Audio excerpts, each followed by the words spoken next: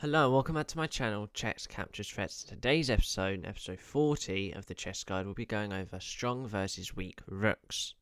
So, we've done kings and pawns now. Now on to the rooks. 4 examples, 2 strong, 2 weak, as usual. So the first one we're going over rooks with open files and 7th ranks. Then we're going to go weak within getting to the middle game.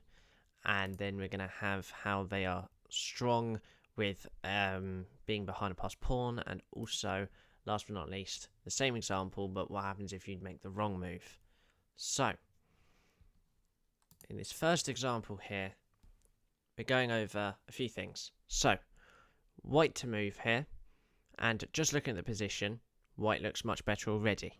You see, we've got a rook, it's in a very good position, and we've got our 2 pieces, staring down at the king, or at least attacking very good squares here. Now, let's go over the rook. What is the rook doing? So he's obeying this back rank very well. It's what we call is on an open file, nothing blocking it there. And it can also go to the 7th rank. Now, why is this good? Well, going through skewers, you could say, is that we are kind of creating a skewer here. Because if they move this knight out the way, they're going to lose their bishop. And if they don't, and if they try and move their bishop, they're obviously going to lose their knight. Now, the only way they would be able to stop this is with a rook. But obviously, they can't do this because we can still capture them. So this is where, when you put a rook on the 7th rank, it needs to have something else with it, really. You can use the rook on the 7th rank just to attack stuff, and maybe it forces other stuff. But if you want to really try and win something, like let's say they was able to protect this somehow, this knight. Let's just say they did do this. We still have an attack here. If we couldn't capture this rook by any way, we could still capture this here and create a discovered attack. So there is still many things for white in this scenario. If you do have the rook on the 7th rank, always try to, use Vile with it and attack much greater than, the defense. So there is that. Now, also, just got to clarify here, so when it's an open file, you really need to keep the pressure on there. So you've got to make sure they can't get their rook as well there at the same time. Otherwise, you'll lose out tempo, you'll lose out anything. So making sure you obey the whole file here. So, that is the strong part here. We're going to say that's a strong rook, because it's obviously doing multiple things. Now here we're going to go multiple, how these are weak rooks, you could almost say. Now, Queen's Gambit this is actually, but a little bit moved around here. Obviously we see these, what we're trying to show here is how, if you don't develop properly, this will carry out into the middle game. So, you've got your bishop into a great square, well done. You've castled, you've got your knight out, you've got your bishop out, you've got your queen out. Not in the right place, but it's fine. You've got the great pawn structure here. You've done most of the things already, so well done for that. But there is a few issues. There is an unnecessary few moves here that has caused this knight now not to be able to move. And because you've done that, this will cause, obviously, because it can't move anywhere, this rook can only move here. And now you've lost, all it takes is for black to make one move and they've got their rooks protecting each other. Whereas here, white will never be able to connect these for at least 2 moves. And that's where black can create attack. So if you did try to, play a move here, you're losing with the rook because you haven't got, you've got that protection here, but it's not as good, especially with that extra piece as well. You're just going to be losing a lot in this attack. So the main thing here is you've got to make sure you keep the opening with the principles, so getting all your pieces out. As we see here, we've not done that. But you see, we're very close to doing the whole thing. If we did do it with this knight, we'd have a very good 2 rooks. So there is that. So this is what we're going to call a weak position, just because of how these rooks aren't really acting like 5-point pieces. Maybe this one is doing much better, but this is not doing by far anything good because it can't go anywhere other than above, which is not the best move.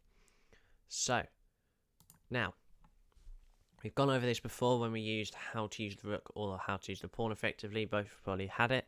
Now, rook and pawn endgame. If you watched my last video on the rapid increase, we actually had a position, but the pawn was over this way, and we was able to get through in the end. It was a little bit risky. They was able to draw it early on, but he missed the winning move, which was just to move the king.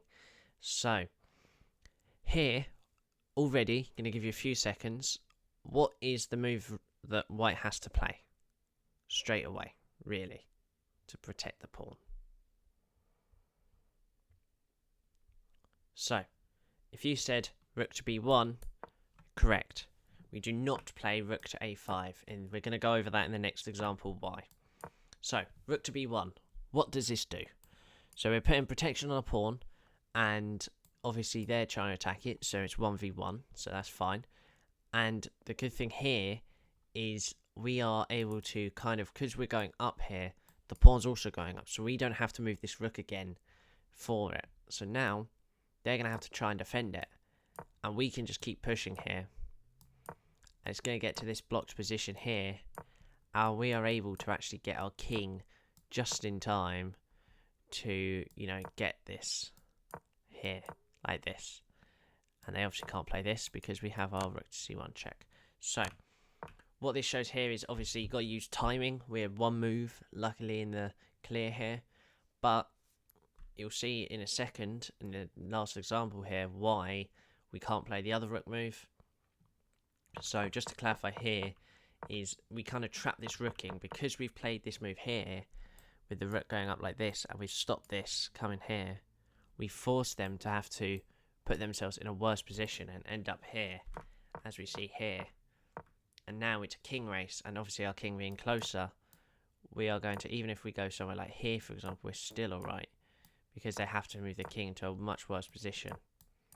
And then we force their rook to move, and we can promote. So, that is how you should win it. That is a strong rook, and that's how you should win it. Now, the exact same position here, nothing different, and we're going to see what happens if you play this move. So, immediately, it's gone from about 8 points in material up to nothing. That's what it says. The evaluation bar tells you that you are now drawing this game. So, if you move your king closer, that's alright, but now, what have you done here? You have created a pin already. We do not want to create pins for ourselves. That's obviously just going to be stabling our pieces into positions we don't want. We push this pawn, we lose the rook. It's as simple as that. And we move the rook. Luckily here we can do a check, for example, but if they move the king like this, if we move the rook, they just capture, you know. So there's not really a possible way here, and the only way I can see there might be a possible win is you can't get your king above now, and you're just stuck now. If they do try and give you a check here and push, you're losing the rook, you know. So there is really no way. You've literally crammed in your position, and you have no way of possibly promoting that pawn. So the classic principle, we've said this many times, rooks behind past pawns. Not next to them, not in front of them. In front of them is probably the only just about reasonable. You can do it, it's just better behind. And we don't really want the whole, you know, this pin process. So that is it for today's video. Hopefully you enjoyed how we now understand what strong versus weak rooks are, and how the fact that we want to keep our rooks behind past pawns. We don't want to, we want to develop our pieces, otherwise they're going to, cram our rooks in. We also want to know how 7th rank and open files work. So hopefully you understand in today's video that rooks need to be really used as a piece after the middle game. They need to be used with other pieces, and they are a good protecting piece, especially for stuff like a pawn or a bishop or something like that, and also a very good attacking piece. So that is it for today's video. So thank you, and bye bye.